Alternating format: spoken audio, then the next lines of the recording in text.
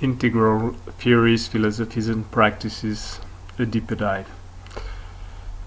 So last time we saw that the integral frameworks are nothing new.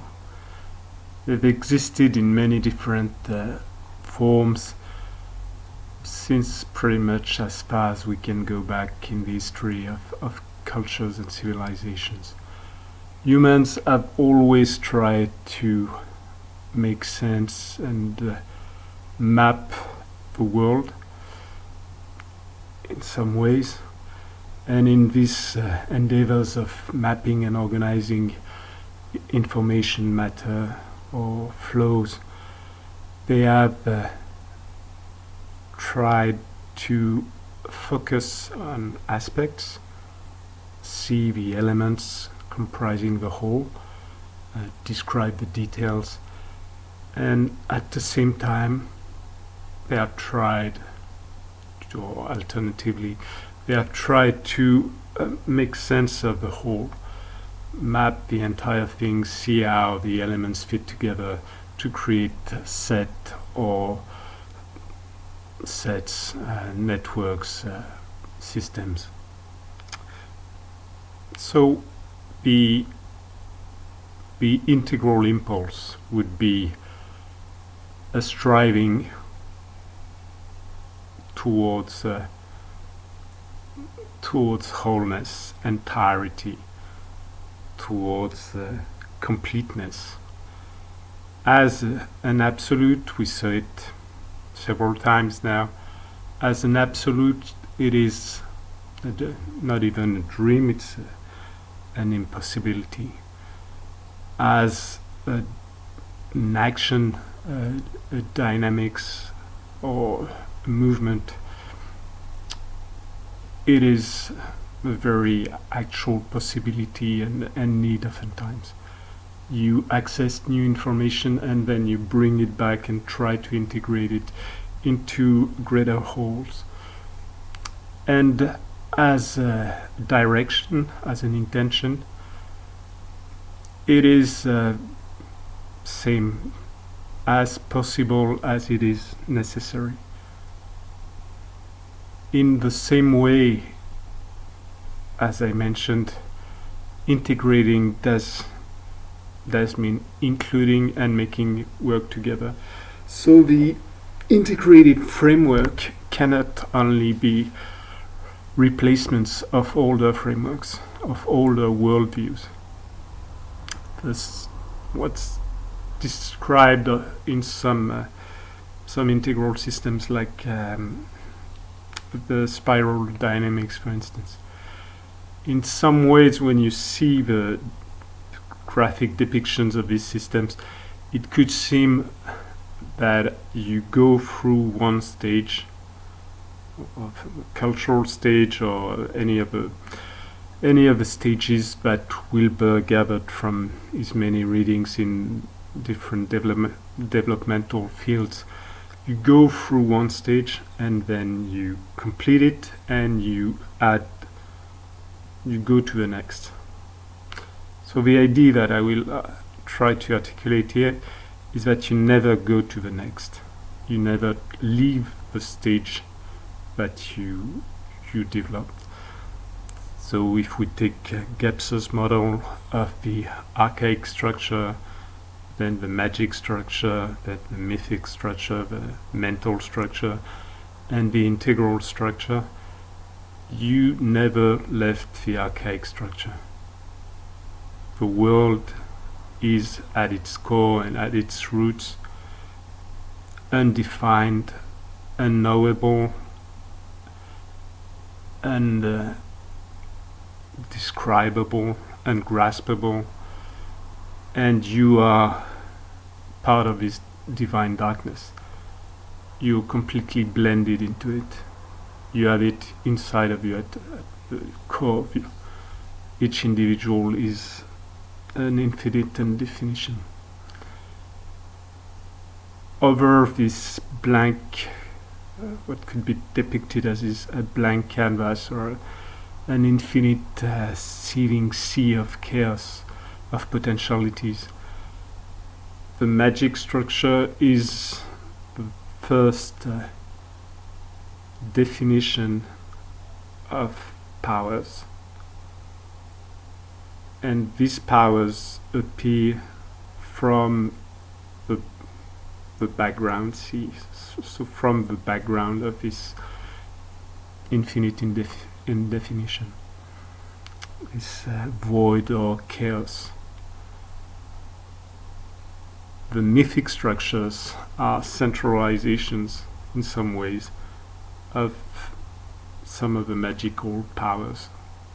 I go through very, very quick, and it's not giving proper rendition at all of the themes that Gebser goes through, but it doesn't matter for now. It's just the idea. Instead of taking the ideas that you go from one stage, forget it, go to the next higher stage, we need to add to the integral approach this basic understanding of strata, coexisting strata, that keep working although they are not exposed, they are not at the surface at a given time of developmental processes. So when you go from mythic to rational, your mental or rational structure is building up out of the big concentrations of power and of ideas that you built up in the previous eras. It's creating a sort of meta-god, something that's seen as above it, which in the way of the rational or mental or discursive is in many ways the mind. And then when you go towards the integral structure, you add another structure that envelopes and englobes all the structures prior. So you do not become a culture does not become I can't remember the code of colors, but it does not become green, for instance, in the meaning given to it by Wilber in the integral framework. It does not become pluralist relativistic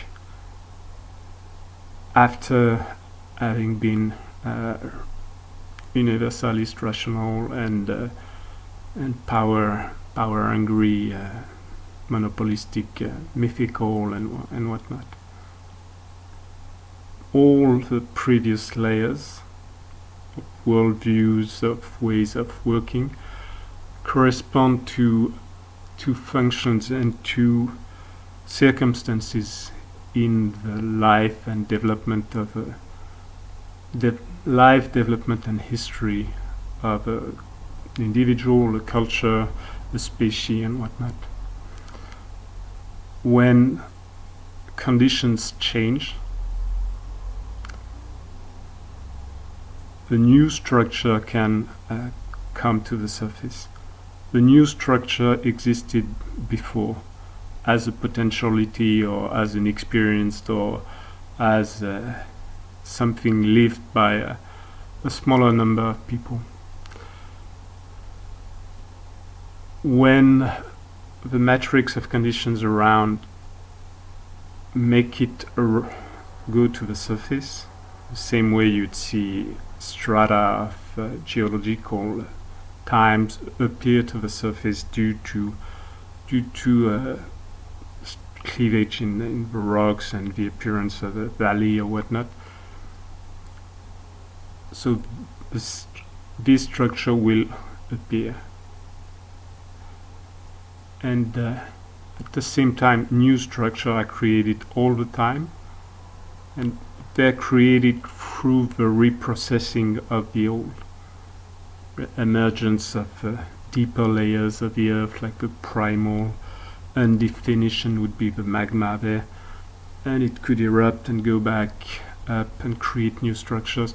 The same way you receive cosmic dust all the time, so you receive something from the vastness, the primal infinity or indefinite space that's layered or sprinkled on top of your existing strata. So this whole idea is dynamic. It's not the static renditions that we get when you see scales or stairs,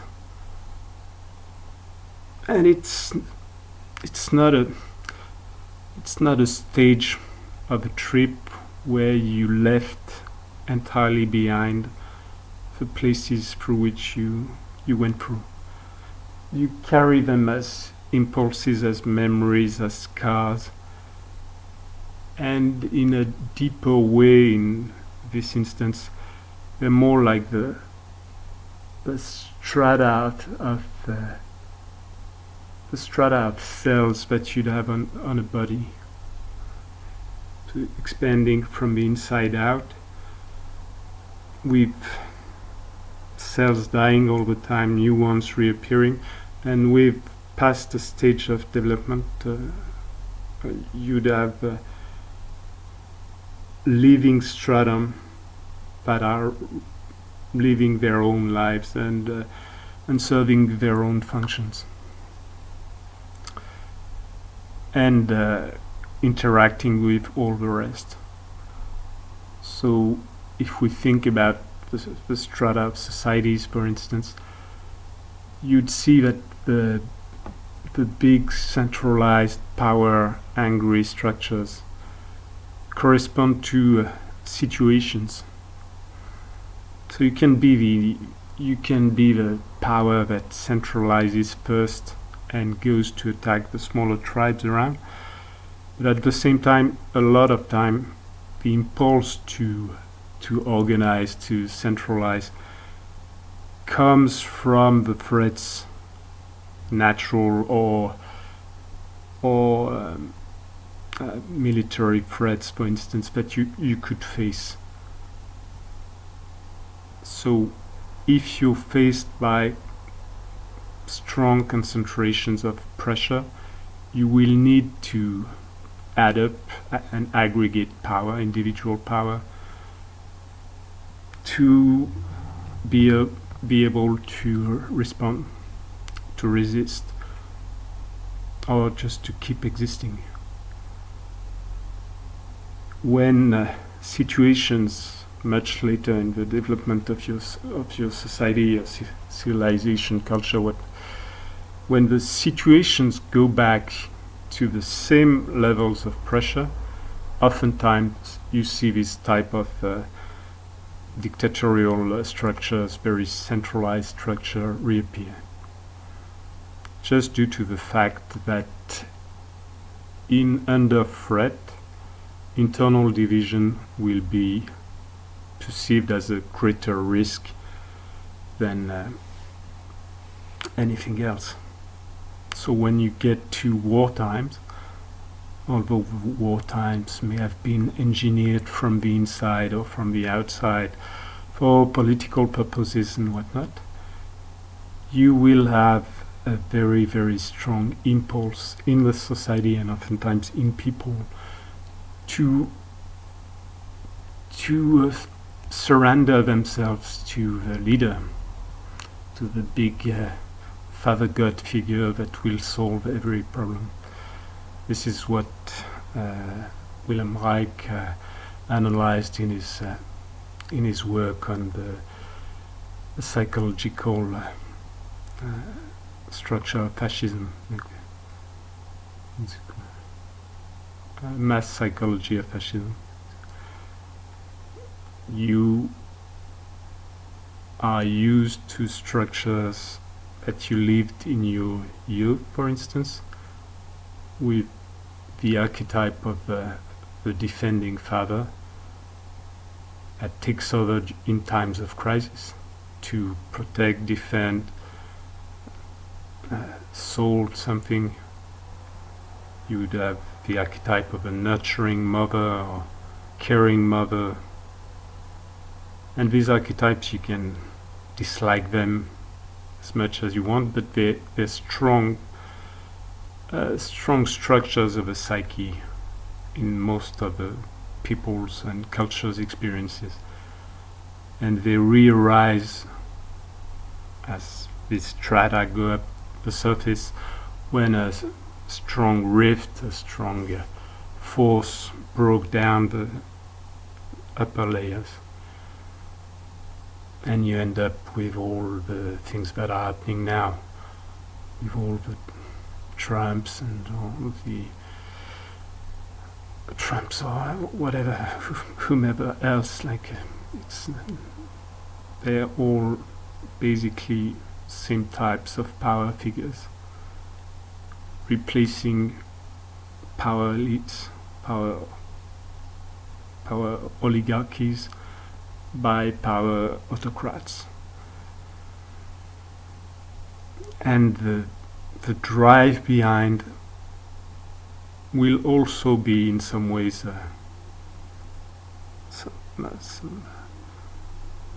some primal program of surrendering completely one's identity and one's freedom and choice to the greater authority in times of crisis. It's a La Boétie's old work there on the voluntary servitude.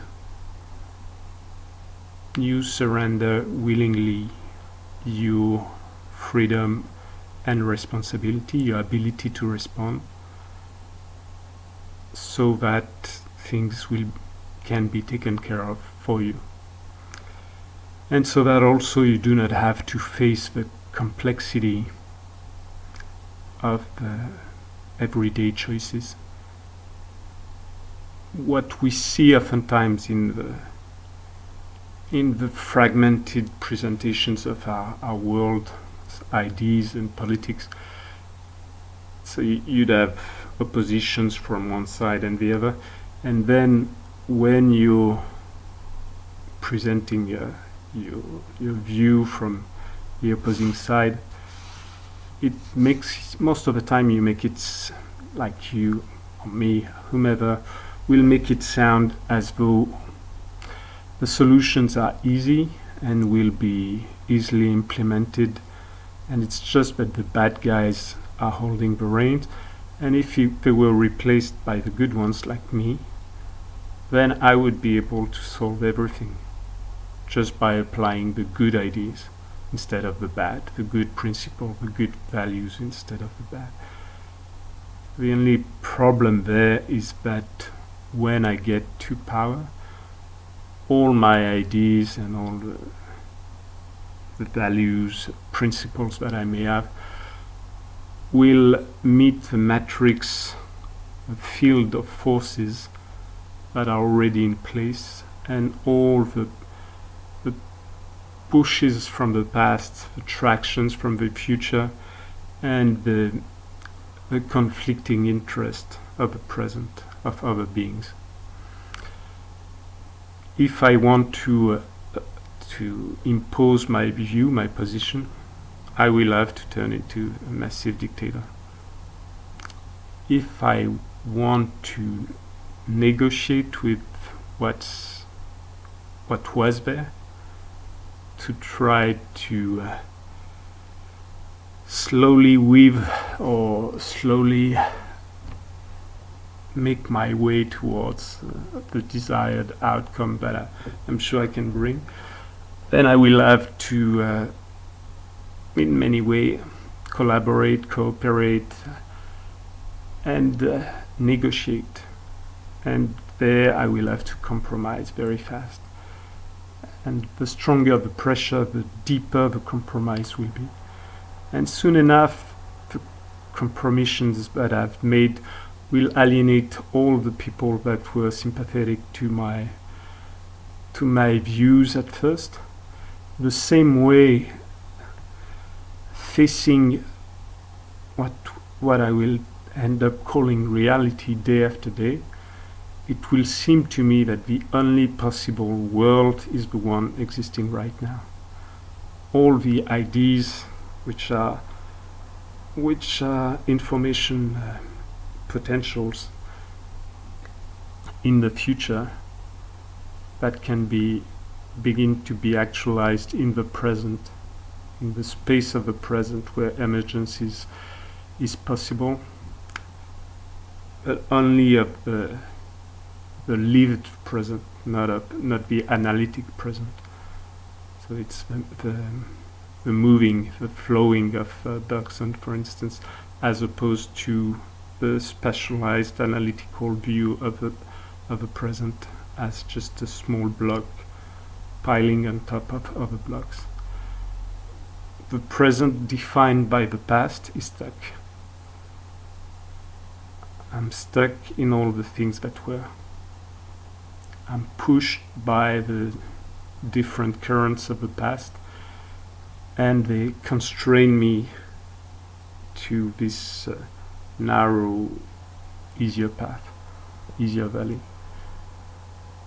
If I want to make my way elsewhere, I have to create openings, and I have to exert a will, or a will in the double sense of willing something and a future auxiliary. I picture something that will shape the world, and I reactualize it in the present again and again. But this is very, very difficult, and it's very difficult to maintain.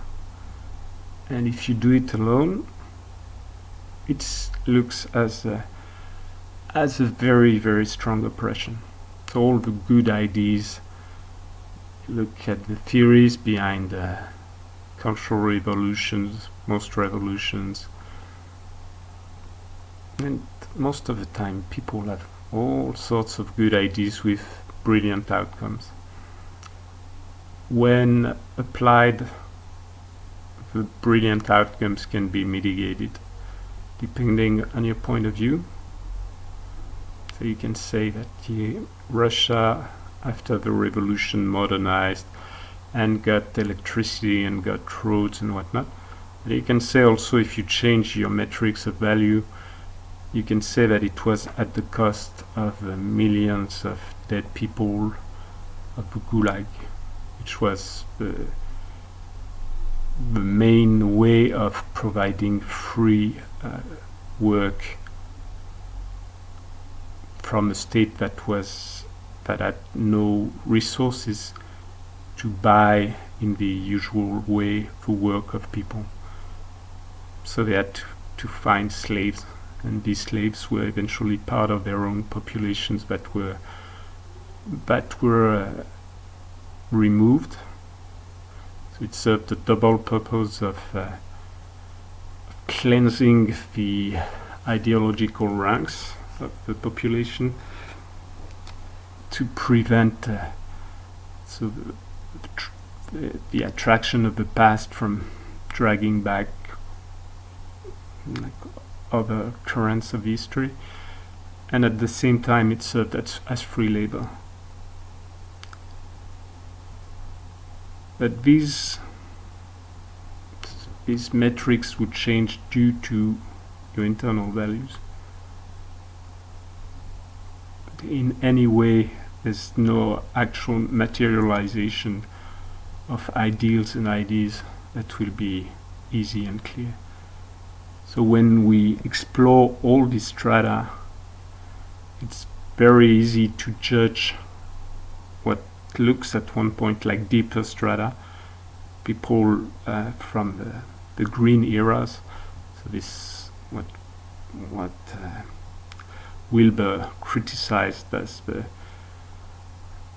extremes of pluralistic, relativistic, deconstructionist time, postmodernist time.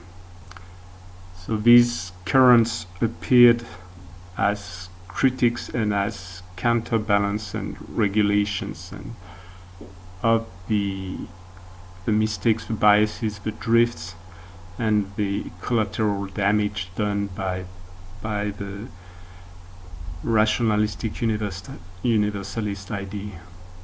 The rule of science, the rule of reason, rule of civilization, as devised and as depicted by the Western, what was thought as the Western mind, the Western impulse.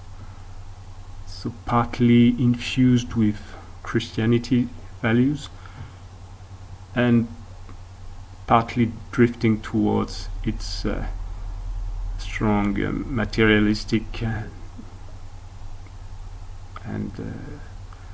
so materialistic and what we call now capitalistic, but centralizing and domineering approaches. So you get plural voices that were repressed by the strong centralization of the age of reason, where knowledge in the form of science was able to infuse technology to a point that it could create stronger weapons. It's the actual deeper argument of the shift of worldview was not so much the different ideologies as it was the ability to generate weapons that were stronger than the ones in front. And so we get to this idea, the green meme, for instance, that is found in its, some people would say its extremes in ideologies like wokeism, which is used often, very seldom described. So this strong identitary currents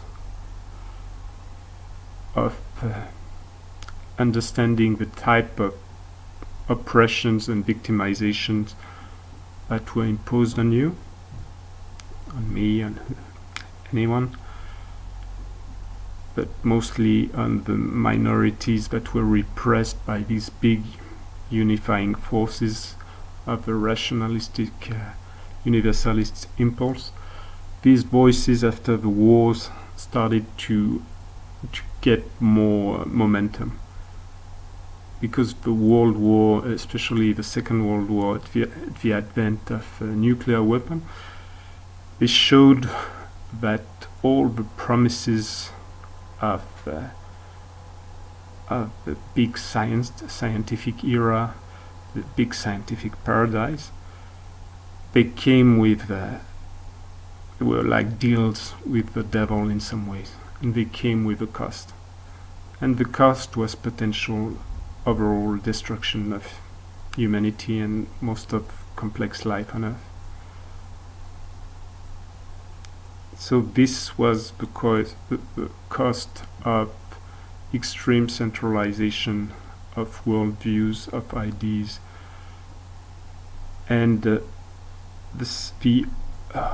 uniformization, like homogenization of the types of cultures. You get to a monoculture of society, where everybody's looking for the same energy, same resources, with the same metrics of value. Hence, everybody's competing together. So that's the story at the end of the 19th century between the competing European empires. That leads to the First World War, and the secondary effect of the resolution of the First World War lead to the Second World War and the takeover of the American Empire on the ruins of the former Western world, and the advent of the advent of the Eastern Bloc of what's called the communist country was in the same way the result of all these strong wars, strong disruptions in the working of societies and international relationships. So at the time you get to the events after war, the energies have been spent. Everybody's worn out. The yearning is for peace, for unity, for justice, for resolution. Many engagements that have been made, many alliances were contracted using promises, contracts, and the way to attract some countries, some people, were to promise more respect, more autonomy, more freedom of choice, basically more voice into the conclave of the world. When the threat was over, countries like France recanted, like they were trying to uphold or to keep what could be kept of their power, while having been destroyed, basically having been part of the loser side. And at that time, obviously, all the promises that were done in the desperate times can be replanned, rethought. You have many afterthoughts when you're in another situations. And the easiest is to maintain your material power while losing your integrity, your moral integrity, for as much as a country can have moral integrity. So promises were massively swept under the carpet, and it led to the decolonization wars. And in the same way, this led to the several types of decolonization wars, and the wars of the two big blocks of the opposing sides, the polarized world. This led to a strong power inside the countries too. At the same time, you had strong repression of the other side's influence, and at the same time, inside the countries, each country had to allocate for a bit of compromise with the other side, the other side's ideologies. So that could be thought of what we see in the post-World War era, all the social gains of that time, and the state providence aspects and many things like this. It can be thought of as first necessities, second, so the necessities because the economies have been entirely destroyed, or for the US they've been entirely centralized and put into the war effort, so centralized by the government power. So they're not in the hand of private contractors directly. Same for the banks, same for many things. Many of the big industrial powers have compromised themselves with the enemy. The enemy is another consumer for big banks or big industries. So in the aftermath of a big war, it's no time to display your history of collaboration with an enemy who, when the enemy has lost, all the blame of all situations will be put on him, to cleanse entirely the winning side. Although, for instance, the Western world had its share into what Germany became, and the rise of Nazism and social democracies and their drifts or their biases and mistakes and whatnot paved the way for the rise of fascism in Europe. In much the same way they've been doing it in the recent years or decades. Social democracy is not really the word we would need, but it's pretty much the same idea.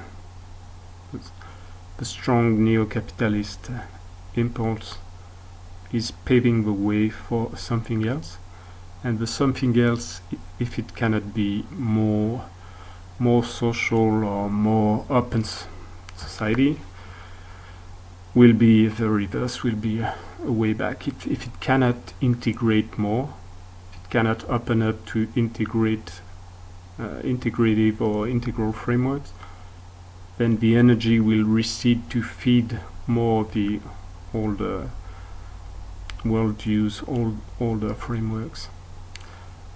And what we see now with the green meme being crushed in the US by the rise or the resurgence of not even of the universalist rationalistic mind, but more of the preceding like powers of these big mythical power structures. This is in many ways a response to the stagnation or the inability to integrate. If you rise to prominence and instead of making way for all the others to give what they have to give and see how you can somehow make things work. Making things work is very, very complicated because the impulses of individuals are very different. The impulses of strong history currents are even worse. But so, as an intention, not as an absolute, if you do not carry the intention of at least extending the status of victim of oppression to all members of mankind and then of all species, and then understanding that it's a common framework of existence. If, on the contrary, when reaching power, you use the same tools the preceding power structure used to repress, control, and weaken or even annihilate. So if you use things like shaming, crowding, and cancelling, so removing from society, exiling, whatnot, as your tools, the tools of the weak and the oppressed, risen to power against the former oppressors or still oppressors, although it is very, very natural and it's most likely what I would do. it's it prevents your, so you internalize your enemy, or you have internalized your enemy. In Paulo Freire's old quote in Pedagogy of the Oppressed, where he said that the oppressed take as example of what it is to be human the oppressors, and when given the chance, instead of striving for the liberation of both, they tend to reproduce oppression. So the idea behind it is that whatever situation you're in, at the time you get oppressed, say for the first time, say you're oppressed, you're bullied at school. When you're leaving the situation, what you would need to get out of the situation at the very given time when you're leaving it, you would need to be exactly what allows your oppressor to dominate you, but more. So if you're oppressed because in front they are more numerous, or older, or stronger, or more violent, more armed, more whatever, to get out of the situation you're in when you're being oppressed, you would need to be the same, but more. You'd need to be more armed, more violent, more numerous, bigger, stronger, and whatnot. The time when you live that leaves an imprint, a track of this pressure on you and on anybody. Everybody has lived that in one way or another. And some pressures have been much, much stronger, and some pressures have been exerted on entire populations instead of individuals, but it's a common experience of human lives. So when we live that, we carry in ourselves the imprint of the oppressor, and in many ways the imprint of the oppression, because the oppressor were reenacting most likely an imprint that had been made on them. So for as long as we're empty, relatively weak, pressure is a hollow shape crushing us. When we start to fill in and get more power, resources, number, then we start to push out the shape. Well, it looks like it, but actually what we're doing is we're completing the shape. We're filling in not only the track of the paw, but we're starting to fill in the entire body of the oppressor. Because when, as I've seen in all the IFS or voice dialogue or all the parts, systems of psychology, one part of us has internalized a way of being into the world that we equated with power, with domination. And when we do not want to be dominated again or oppressed again, it's very easy to revert back to this old pathway, this old memory, this old somehow programming, same as the engramming of motions. We have choices though, and these choices, if made, can be so often the choice of the weak, like Jesus' choice of forgiving the ones that destroy you. So oftentimes, when analyzed in social movements, you'll see the arguments that all social gains were acquired via violence at one point or another, and that most of the non-violent movements were just basically crushed. And this argument is very strong and in many ways very true. Yet at another level, not at the material level, but say at the informational level, the changes that were done were still partly the results of the non-violent efforts, the non-violent narratives, for many reasons, especially one being that the only way to stop war at one point is to accept peace, to make way for peace, to remove the opposition of me against them. So what John Powell would call belonging without othering. So when we get to all these strata, like crushing, pushing each other in all the tectonic of the cultures and societies and worldviews, it's good to keep in mind that each strata is the result of previous strata, is oftentimes compensating the biases or the excesses.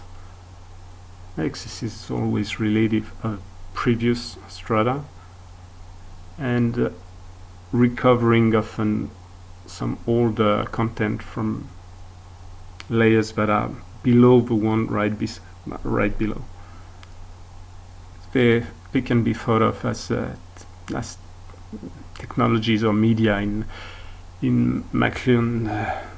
McLuhan's view of the thing, where with all these four laws, which would just be a pattern that you can find sometimes, where the new medium, the new tool, the new means of doing something obsolesce something by recovering something from the past, enhancing it or expanding potentialities with it, and when generalized and when pushed, by reversing nearly their effects, by becoming, as McLuhan used to say, by becoming the end, by becoming the message. The medium is the message, or the medium is the message. It's the shaping formative principle that will create the new things, and it goes in a loop.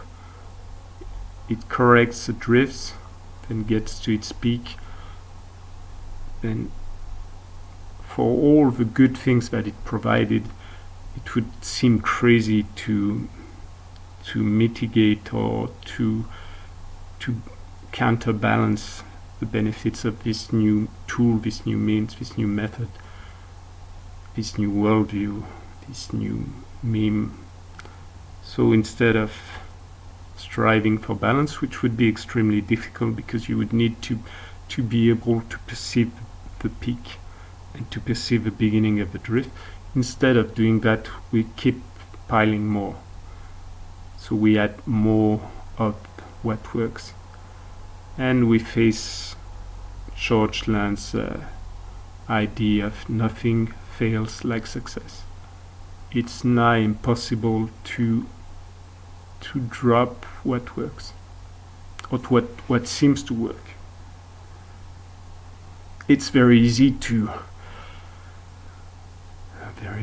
It's possible to abandon something that doesn't work. But now if you found something that makes you feel more powerful, makes you feel more wealthy, more confident, something like this, makes you feel that you're living a better life, an easier life, that you're living longer, it's very, very difficult, maybe not only to surrender it, but to to invest into the counter forces, to mitigate it, to regulate it. So the regulation of the balancing will be even harder than surrendering. 'Cause surrendering, something you just, when you drifted by a technology or say a worldview, it's very easy. For instance, now you get a lot of advocacy of people that were thought of as like medium liberal type of people that were pushed to one side by what they perceived as the threat of what will be called wokeism, which is really a non-entity when it's not defined more clearly. So they were pushed by one expression of the spread of consciousness of victimhood and trauma, widespread victimhood, oppression and trauma. So defined as this, wokeism is much less scary and much less repulsive than it's made in most media, say. But when this expression of victimhood turns into a revenge or an attempt to take over or to replace the tags that were used to segregate, you replace them, these tags that were used to segregate you, if you use them to elevate you or to acquire higher status, for instance, and become a new type of elite, psychological movements that's completely not only understandable but most of the time applied by nearly everyone, me included.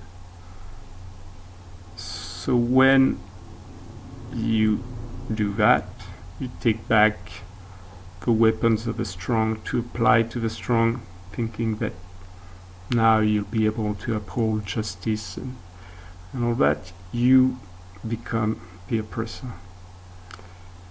You become the dictator. You become what's written in many signs that are used by many sides. Fear has changed, swapped sides. So fear must go from one side to the other. Fear that was imposed on or crushing the weak, the poor, the oppressed, must be crushing the rich, the oppressors, the powerful. So the idea again is good. The application is quite. It's not even that the application is quite dangerous or something, because there's no way that your oppressor will give away nicely its position. So when we say that this doesn't work, it means nothing to. It means nothing practically. Practically, you can try to embrace your opponent and whatnot, and most of the time it won't work. So you revert and you get hurt because the opponent fights back, although you're trying to integrate and to include and whatnot. And the opponent fights back, you get hurt, or your loved ones get hurt, and now you're back to another strategy. You're back to his strategy. You're playing his game. So what I mean is nothing so simple or so historically weak as a judgment. But at the informational level, at the level where you're shaping archetypes, storylines, and things like this. That will influence most of the time, not so much the present as the direction towards which the dynamics of histories can go.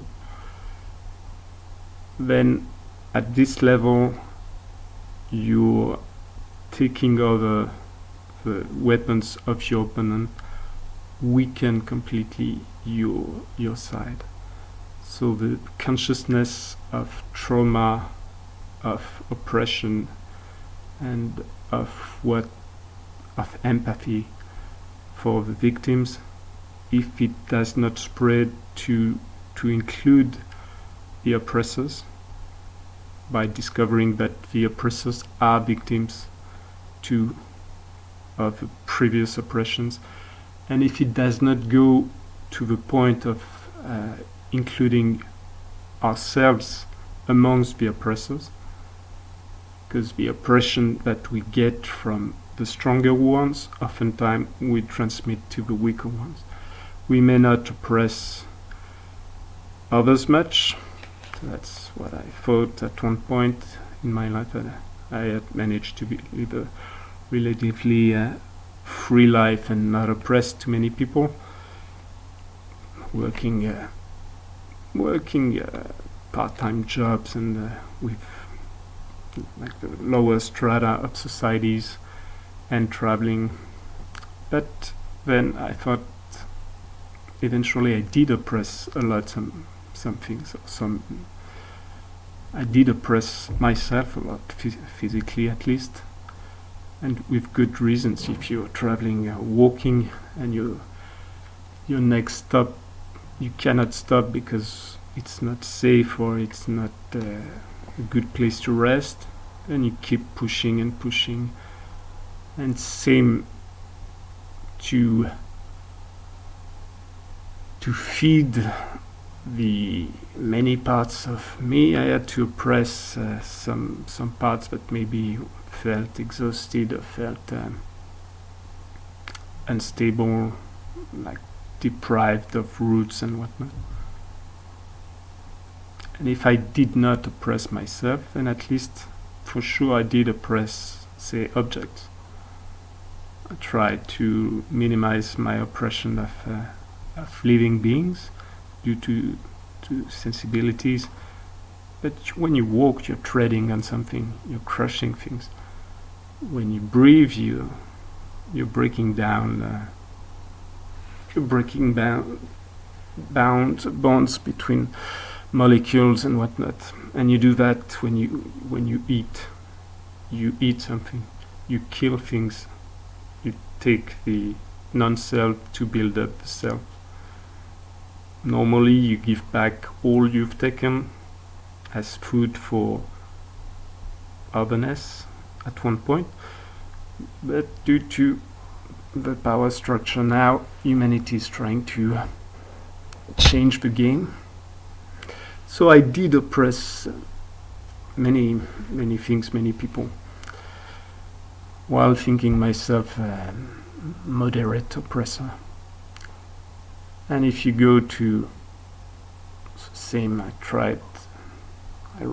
ran away in some ways from society and whatnot, but I did participate in the society. I did work for companies. I built very ugly things while doing construction, or shared, like participated in the industries. So in many ways, even through the taxes, minimal taxes that I paid, I participated into, say, the systemic oppression of the Western world and whatnot, if you go to other scales. But the people that were submitted to these oppressions, they did the same on things that were weaker than them. They maybe did not beat their children to vent the rage of being crushed all day by a lunatic boss, but maybe they broke they broke cars, glasses, went into fights. Maybe they vented their anger on themselves, destroyed parts of themselves, oppressed parts of themselves. Or they, if they had the chance, they didn't do a referendum to know if they had to mow the lawn. We take what we can take when we have the power, due to our collective narratives. In our collective narratives, we as humans are better and we take what we want. But then people amongst humans who think they are better humans take what they want from what they deem lower humans. And it goes on and on. People who think they are superhumans will take anything from humanity. So these narrative structures, they do exist in us at a very, very deep level, and part of this level is the constraints of the world, the game of pressure. Oppression is not only an idea, it is an actual. It has a material side, it has a dynamic side, and it has an ideological or informational side. The practical side of oppression is the imprints or the increase in density where you apply pressure. So the trails, the tracks you leave. The dynamic side of oppression is the game of pressures. So you add a mass of air with more pressure will exert pressure outwards compared to all the places that have lower pressure. So in this, the oppression is the excess pressure of something in front of you or above you. But anything that has lower density than you, lower density, lower activity, lower mass than you, will be submitted to your pressure. Except if you decide to once you perceive it, once you perceive the pressure, once you perceive the oppression, you can have the choice of, say, distributing it. You can decide that you will spread the pressure of your steps more evenly, wider, or remove part of your weight by lifting your centers of gravity upwards when you place your foot instead of dropping. You have many choices once you become aware of something, once you perceive it, and once you find ways to direct it. Before that, there's barely any choice. Most of the oppressors at lower scale of society, but even at higher scale, they've been entirely programmed by their lives. It's not it's the cycle of karma. What's done is done to the next. Karma means to do in Sanskrit or in Hindi. And this cycle of karma at its material scale, material meaning, is just simply a redoing of what's been done to you. It's a game of domino. You get one push, it tips you over, you apply the same push, and it keeps going on and on and on. If there is no deep change in narratives, if there is no choice of some person, for instance, of finding a way to tilt your fall sideways so that you do not have to exert your pressure onto the next domino, there won't be any massive change. what we see in history, part of these narratives of the integral structures, is that you do see an evolution, you do see a change. At least evolutions can give it the idea that it's all going for the best and whatnot. It's going in directions, that's for sure. Life seems to go towards more diversification, more pluralization. So plural would be many things that can be the same. Diversification means many things but which diversified become different at all the different scales, from individual to species and to range and whatnot. So you see this this tendency towards diversity, complexification too. Complexification would refer to loops that this plurality and diversity make on themselves to recreate unities. So they break down commons into various smaller currents of changes, of the differentiation. And at the same time, you have these recurring loops of building up bigger unities from more difference, more diversity, more plurality. So that's this social impulse, that's the endosymbiotic impulse or current or vector force. And you'd find that at all levels, like the material level, energy level, and the material level. So I drifted again widely. So once again, let's try to get back to a very simple integral framework and how it works. So I used the tripartite or triad, trinity, triune instance of the numerical systems, numerical analogical systems, to depict how you can describe the world by just splitting it into three sets and applying these three sets to all sorts of things.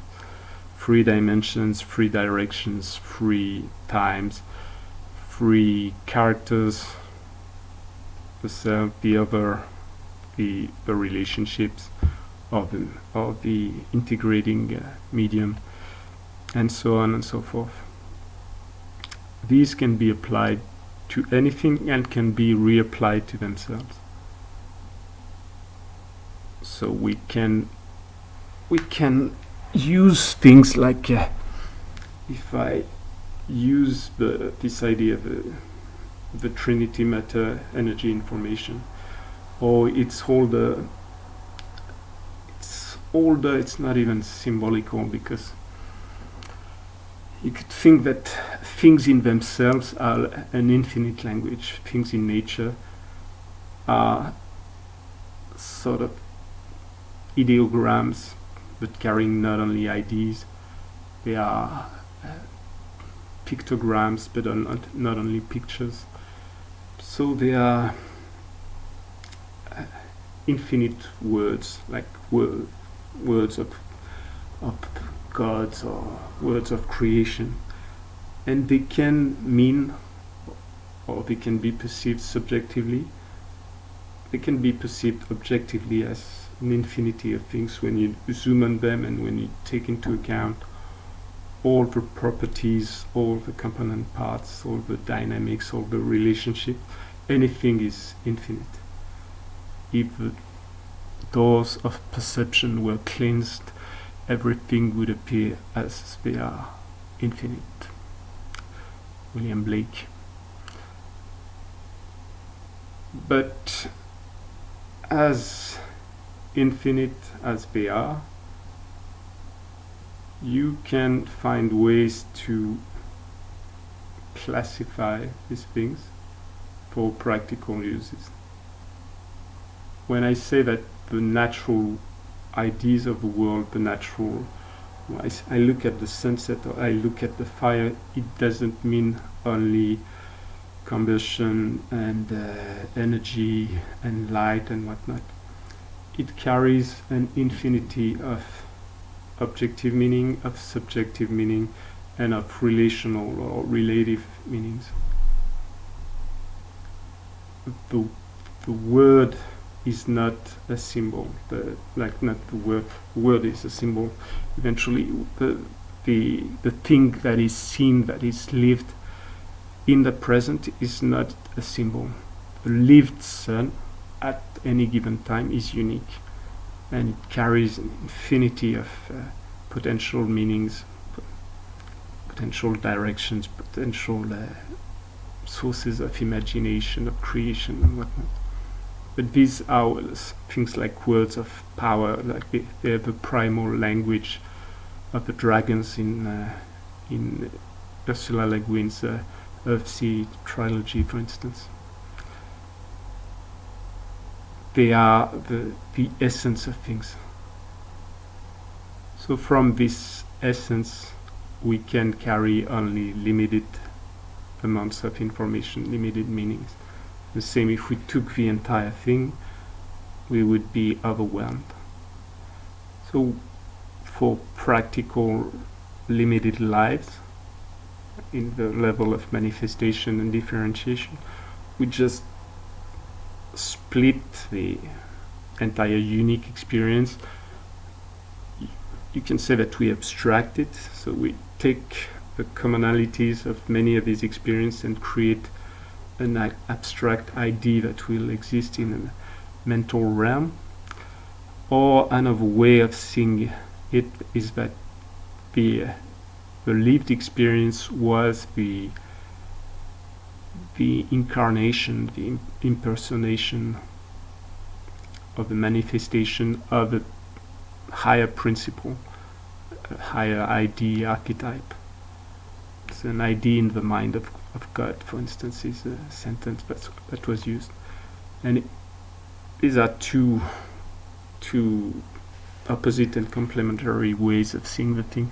And in between you'd find the relative relational way, not materialist, going towards the idea that the matter is the primal realm, the ideas are just a small specialized function deriving from the material realm, not coming from the idealist perspective, which goes from the mind or consciousness is the primal realm, and the ideas are infusing into divine darkness, into the ocean of matter, to make it shine and make things appear, to inform it.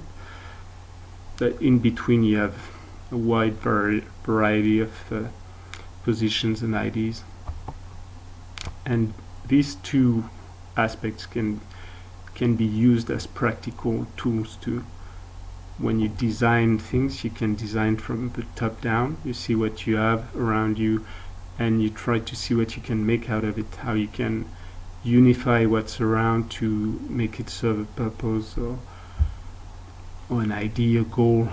You can design from the top down. You get the idea, then you see what you would need to serve this goal, this idea, this destination, and you find the right means, the right pathways around you, or the ones that are available, and then you try to get closer and closer to this ideal. And you can design from the side, so you have something existing and you try to see how you can expand its uses or change its uses, or in another way how you can correct and better its uses, correct the defaults or the flaws. So you have all these ways are not only philosophies. When we say only philosophies, it's obviously from a very materialist point of view, where philosophies are debased as opposed to practical engineering, for instance. Although practical engineering in many ways is applied philosophies. But let's get back to the topic. So the triune or tripartite systems of matter, energy, information. The older versions of it, which are not symbols, like this long drift again. The older versions would be things like sky, man, or people, and earth, say in the Chinese classical rendition of what we call Taoist systems, or in the Japanese systems. So you get Tiandiren, the old triune model, vertical model. What's above, what's the infinite shaping principle, what's below, the material, the deep yin, the receiving, generating principle. In the middle, the bridge, humans, and eventually all life, which are shaped by the encountering of the light from the sky, say the sun rays, the lightning, and the matter, the mother from the ground. So the patterns, the paternity of shapes coming from the sky, and the maternity of shapes, the actual creation, generation, the actual shaping, not only shaping, but the materialization and realization of things in the earth, the earthworm, and then giving rise to the offspring in the middle, which could be thought of as life. And if you took life as in a broader definition than the one used most of the time, life would be any flow, any dissipative structure that evolves through time, for instance, taking things like in between Prigogine and Adrian Bajan's definitions. So in this way, the landscape, the river, the tree, even the city are in some ways forms of life.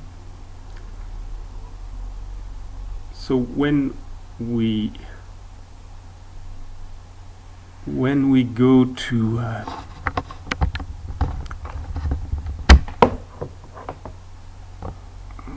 to this tripartite definition, we get, for instance, the material side divided into three structures. The material side of the material side would be centers, like aggregation, concentration, centralizations, reserves, accumulation. The energy and movement, flow, action, change structures of the material structure would be axes, pathways. So they would be roads, canals, things of this type.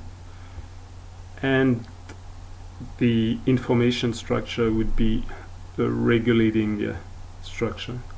So if you picture it as pathways or as a road network, you'd have the centers would be parking lots, for instance. They would be cities. Then the concentrations of people and concentrations of cars. Then you would have the pathways of circulation. You would have also centers on these pathways, centers designed for the energy, so for fuel, for instance, or for food, which is fuel for the drivers. So you'd find it at many different scales. And then you'd find structures that are made to regulate the flows. So to direct it, all the signposts, all the informations about where to go, which lane you have to follow, whatnot, even the ordering through senses of circulation. And you would have structures of regulations like light, like roundabouts and things like this. So ways to regulate, direct, to drive the flow somehow and somewhere in the three senses that are given to the word sense. Sense can be sense making, so it can be a signification, but that's the last meaning. It can be the organ, the sense organ, so that's a perception, and it can be in between. It can be a direction, in which sense, which mostly in French would mean in which direction. So when you have these three structures, you can do all the things that relate to actions connecting to the three levels. So the three structures relate to matter, energy, information. In the material aspect, generate structures. The flow aspect generates flows and actions. So you have three types of flows going through three types of structures. So people will carry materials, will carry themselves, they will carry materials, matter. Or inert materials can be there, and then living material can be in the middle, connected to life and connected to energies.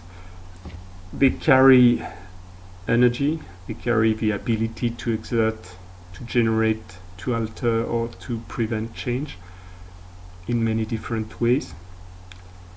So these movements can do things, they can do work, they can carry energies, generate change in the infrastructure, but in the world, in people. And they can carry information. They can carry orders, they can carry directions for societies, they can carry goals, destinations. And the physical road will carry that, but you will have other orders or other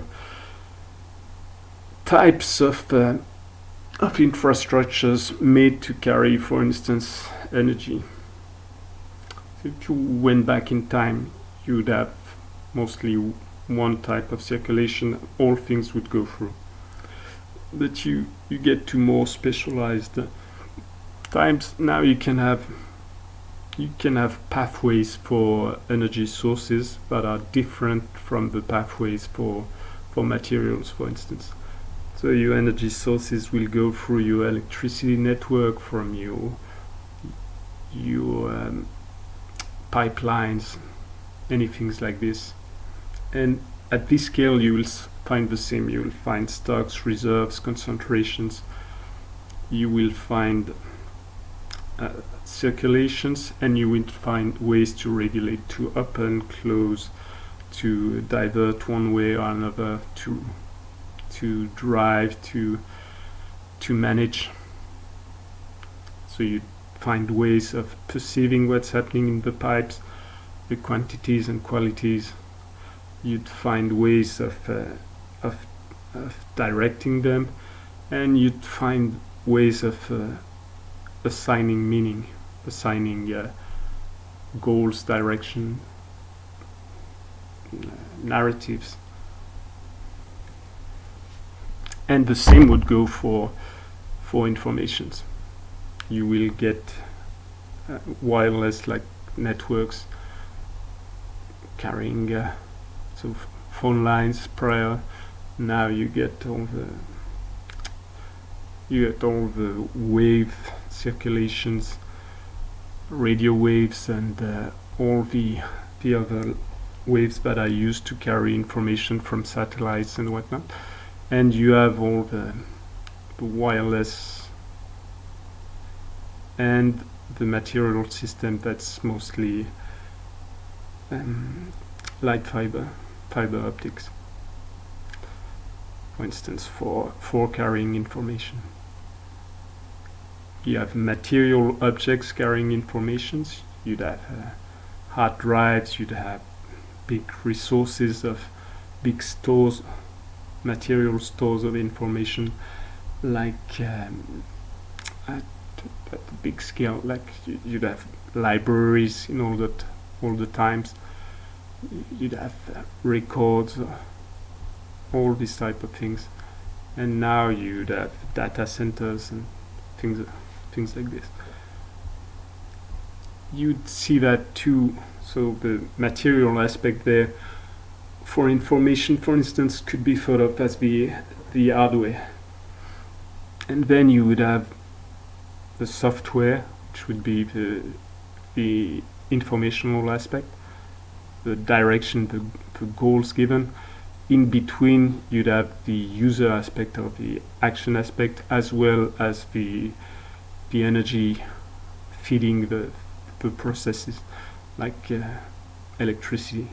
So your information network can fail due to problems in hardware, due to problems in your energy supply or your networks, your circulation of information, or due to problems into your driving, into the user way type of uses, into the user's way of using the material, or into the software, which is the translation between the language of the user and the language of the hardware, for instance. So as you can see, this very simple model in 3 aspects can be expanded to cover the entire world. The same could be done with 2 aspects. 2 aspects, you get a less it's harder to balance a system with 2 aspects only. You lack the middle point, the point of contact, of encounter, the balance point too, or the unity point, the integrating system that reconciles two opposing and competing or 2 contrasting aspects. And the same will be done, obviously, if you want more definition. You've created the first perception, first definition will arise from contrast. 2 things are different. From there they can be contrasted to each other.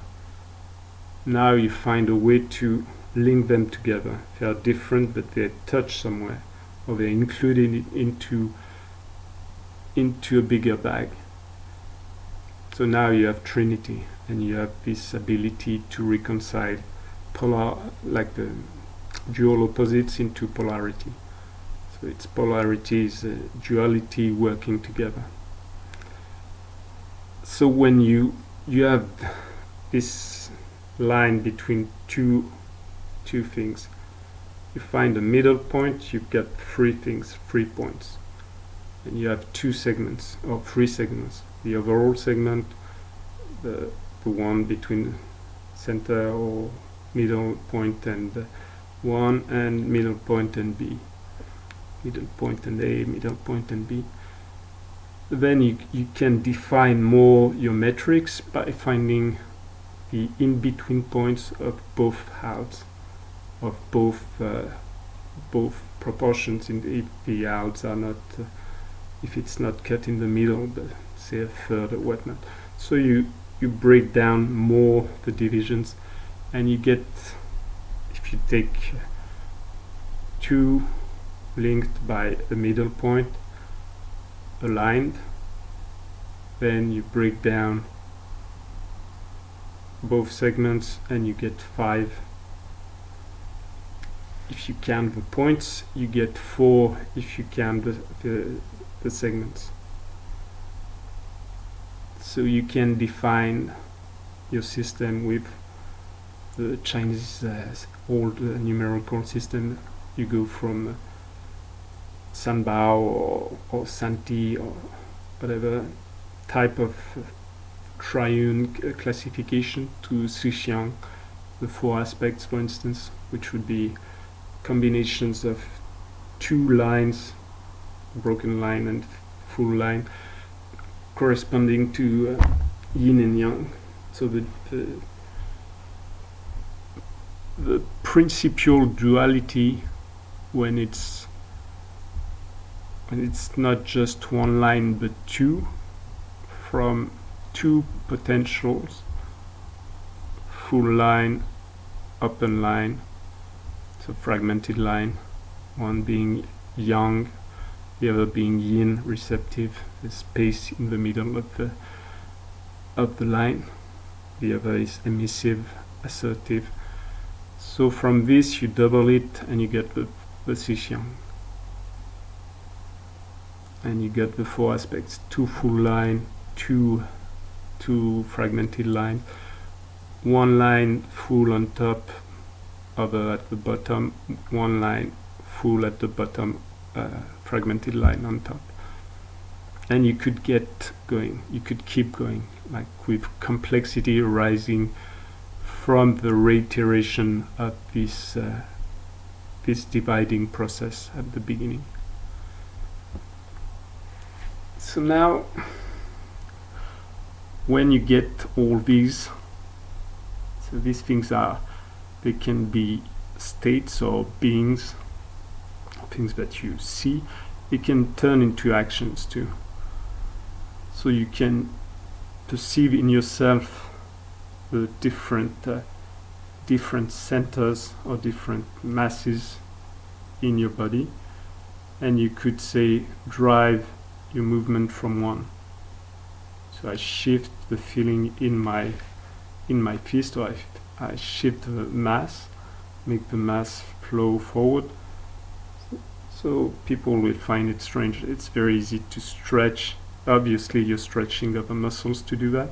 So it may be easier to understand if you use whatever type of extra mass. So you just shift it so that the gravity center brings you into a direction. And there you get the feeling of releasing the mass to gravity, for instance. But you can direct this mass that you're releasing from the vertical pull of the main force of gravity. So gravity is exerted between all masses, but it's relative to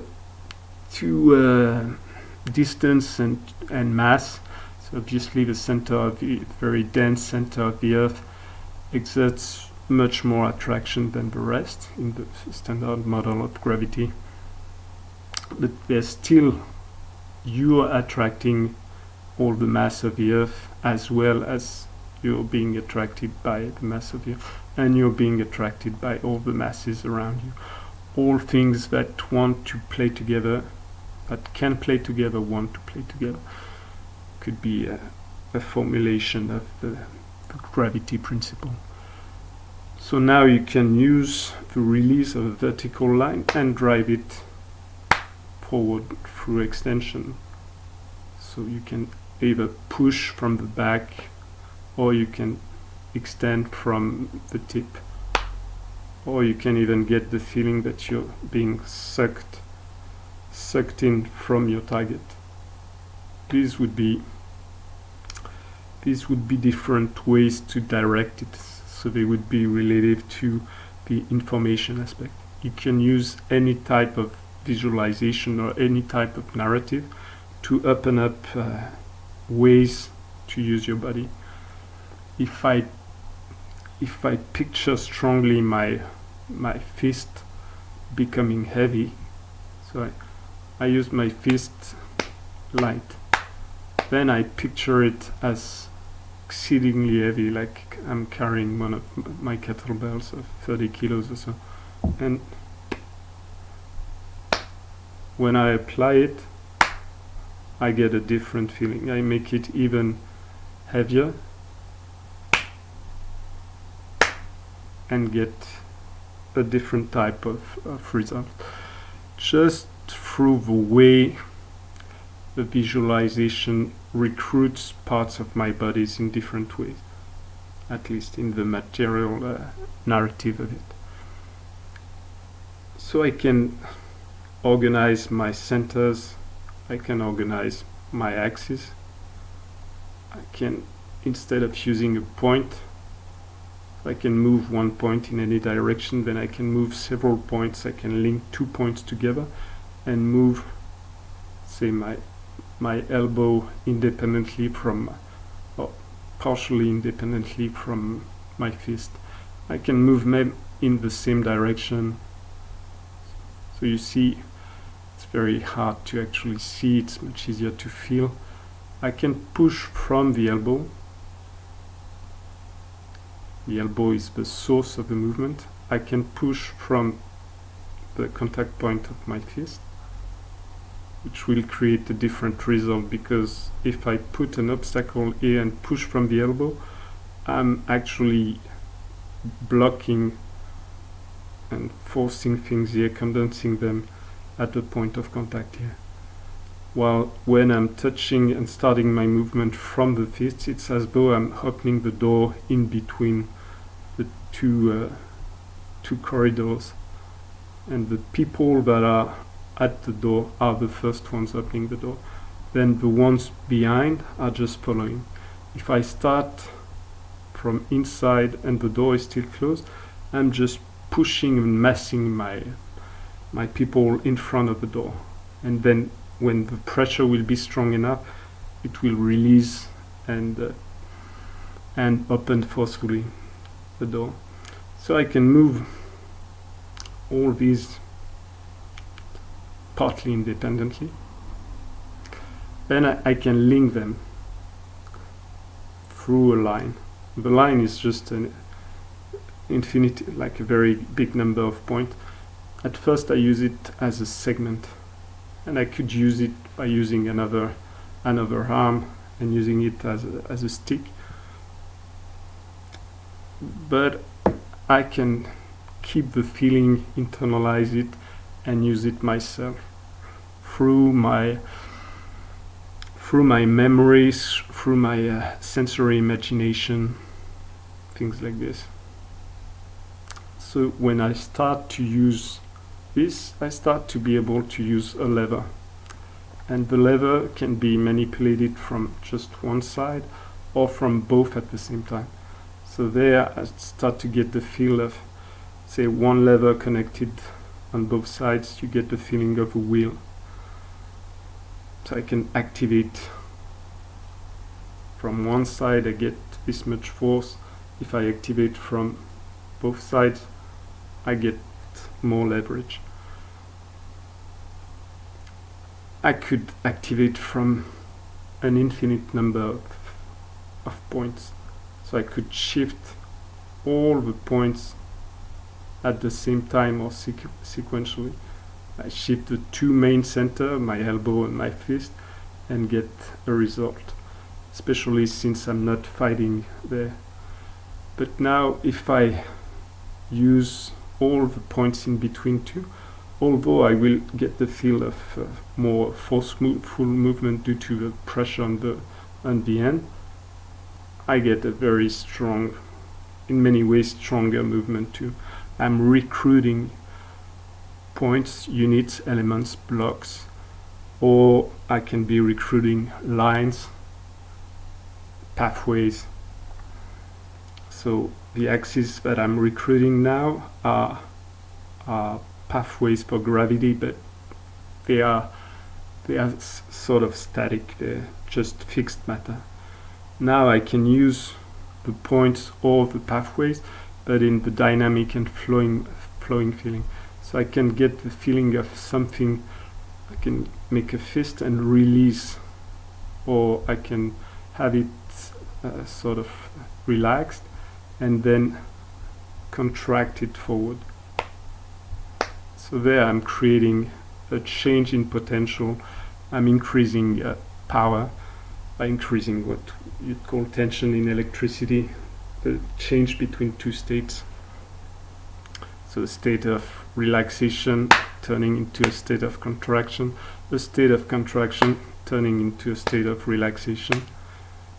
And same, the space difference, same, I can aggregate many differences. The shape difference, I could have a hollow shape turning into a convex shape, and that would create a penetrating vector force. While on the opposite, if I have say a convex shape turning into a concave shape, the movement of the shape is going backwards, while the movement of my hand is going forward. But so this has a penetrating aspect, which will be linked to actions like grabbing, for instance, or receiving. So the things that I can do with the material aspects, so I can drive, I can feel and drive the matter, I can feel where the mass is and move it as a flow, or I could move it as a block.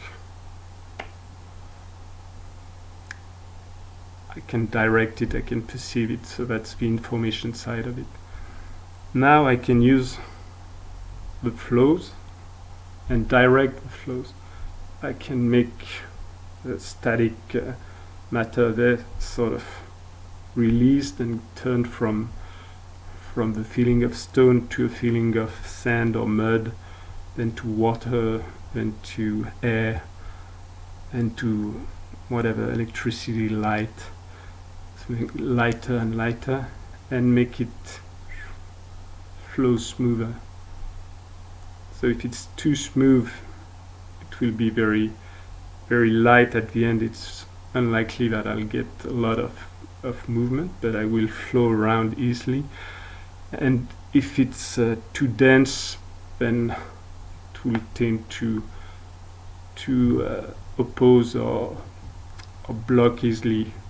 So in between you have all these feelings of the muscles, the fascia melting, spreading, your hands as wax touching surfaces that you depict using your information process, your imagination. You depict them as hot, and they shape right away your hand.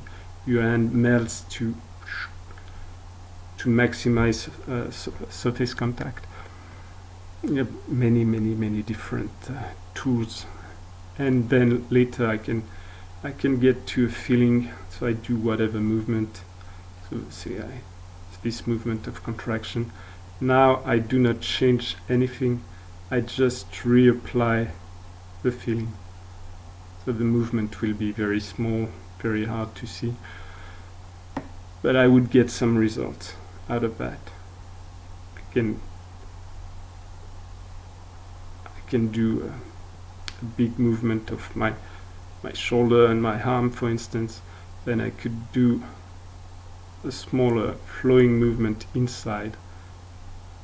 When I do the big movement, the idea, you picture a bag, and you can see in the material aspect I'm moving the entire bag, but inside it's not moving related to the bag. So there's no inside flow.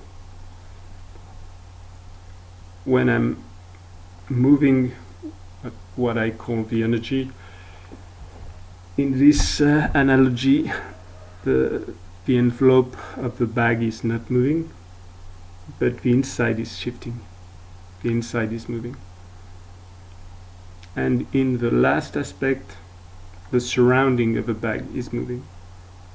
So the air around the bag is moving while the bag is not moving. The air, the sky aspect shifts. So that's the idea, the information visualization. So now the relationships that a system like this can have to practicality, for instance, you could depict it at another scale.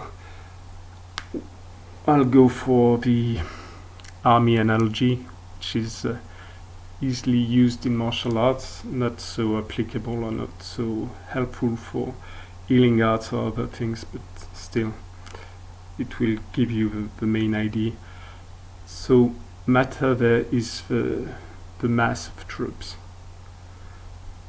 Energy will be smaller specialized troops that are made to be very effective.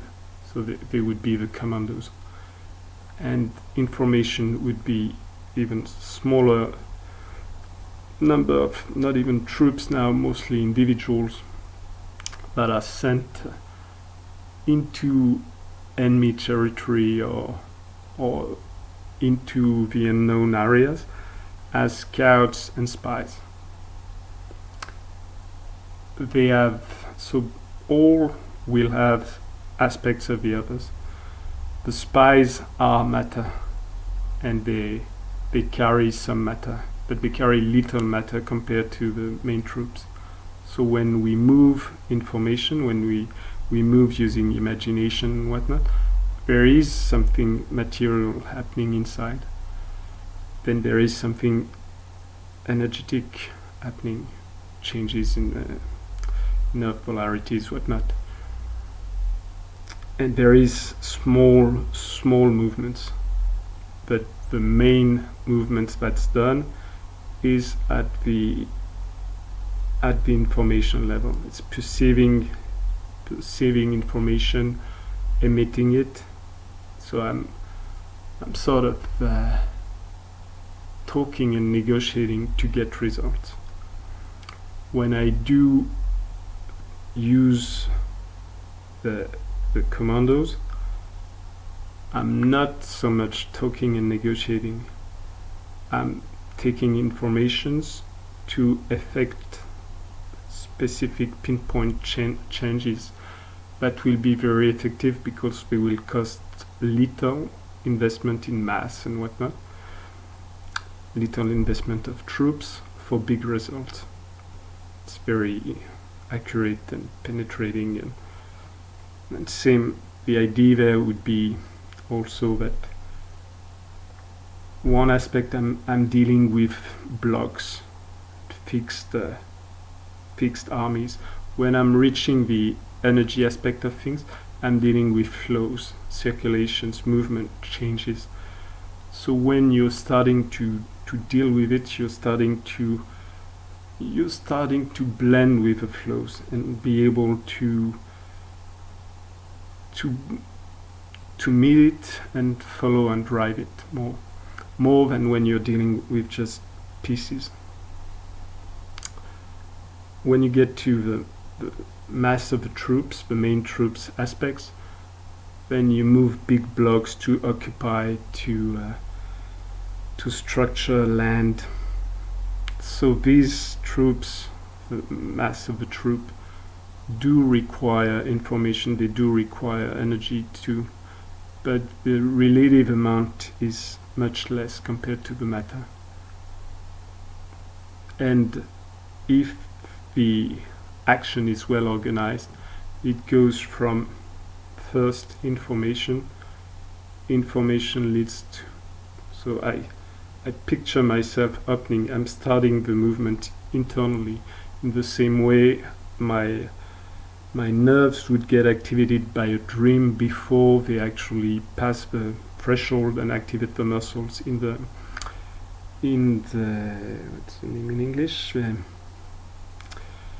What happens when you dream and your foot goes so whatever. So first I get the intention, the idea that prepares the nervous system, prepares and starts to communicate. Then from that it creates a very minute vector force. This vector force can be served by commandos. They find the weak spots. Say, even if I get the intention of entering and I get the feeling of resistance right away, the commandos will go around. They won't force their way in. If it's pushing back like this, and I, instead of pressing and locking myself into a fight and a position, if I can inquire and get the feeling, then I can see. If you see the movement, I lower, instead of pushing, I bring it low and then front. Or I could move at 90 degrees angle, so not against the vector force, following part of the vector force. A vector force is implied by the shape. So the shape is straight there. I serve these vectors, and then I can follow. So you have many ways of using these things. And then open, give the information, follow with the commandos, and then the troops occupy or invade or whatnot. And this could be applied to, it's not that it could be applied, it is applied to healing, to craftsmanship, to movement, to anything. And this is just a very tiny example of the application of one expression of one system of numerical, analogical, cosmological systems that can be combined with many others, like the system of three can obviously be combined with the systems of four, the four aspects, four elements, four directions, four seasons, for whatever, with five elements, the center added to the directions. All these things, the five formative principles, when they're not elements, get the idea of the material aspect. Then you get the five phases when you're exploring the dynamics, and you get the five formative principles if you're exploring the directions, the information, what's putting the form in. And all these things are fairly old.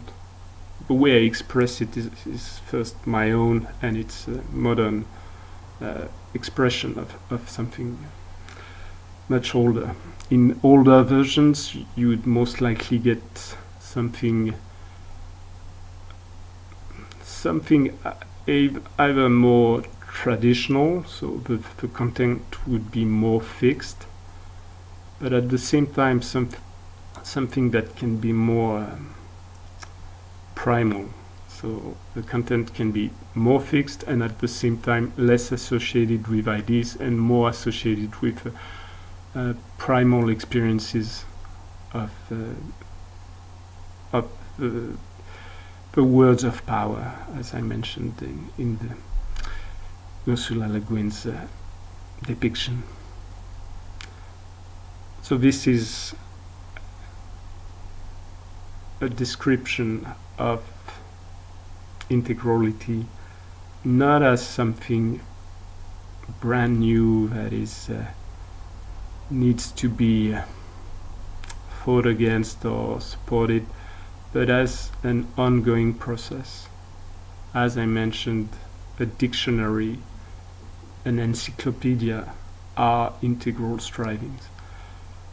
Science, the idea of unity, of research, of experiences and observation on the observable material world. Science is one of the biggest integral endeavor. It's trying to reweave entirely cosmologies and what was mythologies into through observations and then theorizations, then idealizations through maths and whatnot. So the advocacy that I have for the use and the necessity of integral frameworks does not spring from comparative bias. Do integral frameworks have shortcomings? Obviously. They have all the shortcomings that come with wide-angle perception, with generalization due to scaling, all the things that I described previously when I linked perception as the first, one of the first management of information, and thinking, for instance. But is the integral framework needed at wider scales than it is applied now, in a time of exponential demultiplication of information via technologies, AI, and whatnot, via internet access to all the cultures, all the ideas, or what remains of the ideas of the world? There's no choice. Either you include or you exclude. If you exclude all the things that you exclude, well, you better hope that you didn't need them for anything. You didn't need them for balancing any of your own biases or actions. Because if you remove all the brakes to your own actions and thinking, you do not get the absolute paradise that's dreamed of. You get a runaway effect. You increase your biases, you increase your drift, you increase your errors, you increase the competition between people that you made like you, because you refused you or I refuse the otherness. So at the same time, will this use of integrative approaches or integral approach cancel completely oppositions and predations and whatnot? Not at all. It shouldn't. It shouldn't be the only strata existing and acting, or its own weaknesses and biases, blind spots will amplify, same as all others. Even though it's trying to include and transcend all others, it's still a focal point, like the gravity center is towards a point. If it cannot shift, the gravity, the awareness, the attention cannot be shifted in between. So you picture a vertical line. If you cannot shift your gravity center from very high to make you light, to very low to make you heavy, and to front, back, to the sides for other purposes, you may be gaining some things in one direction, but you're losing on the others. And this is not. This is no integration. It's a selection. It's the same as this quote saying that loving the good things and not the bad, loving beauty, disliking ugliness, is not love. It's preference. So the idea of integration in this striving towards unity, cycles of reunifying the diversification, can be linked to this idea of love as the primordial unity, the emotion that drives things together. So in the same way, if it drives only a few things together and pushes away all that's thought of as wrong, bad, ugly, then it's no love, it's preference. And it's no integrality, it's masked partiality. So that's it for now.